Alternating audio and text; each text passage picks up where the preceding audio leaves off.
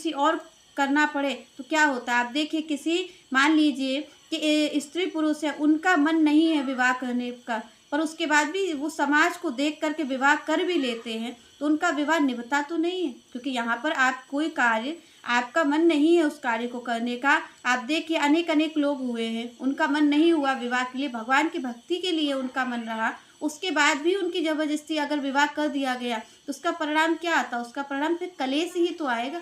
आप उस तरीके से निवाह नहीं कर सकते जैसे आपको करना था, क्योंकि आपकी वृत्ति तो भगवान की ओर लगी हुई थी, पर आपने समाज के कारण आपने ज़बरदस्ती शादी कर ली यहाँ पर किसी से, तो उससे क्या हुआ? दूसरों के ही जीवन की हानि हो गई। ना तो आप प्रसन्न हो पाए और ना सामने वाला ही प्रसन्न हो पाया, क्योंकि उसके मन की गति कुछ और थी, आपके मन की गति कुछ और थी।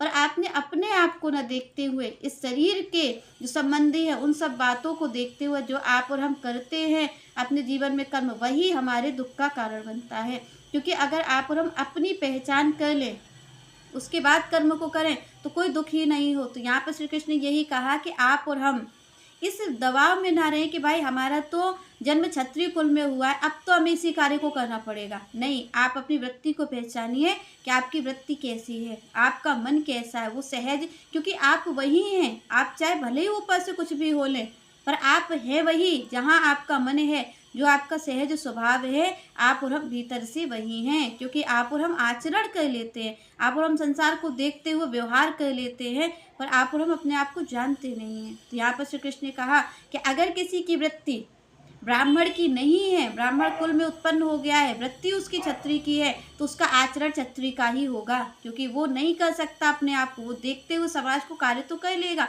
पर नहीं कर पाएगा। अगर आप मान लीजिए आपका कुल क्षत्रिय में आपकी जो बुद्धि है वो व्यापार बुद्धि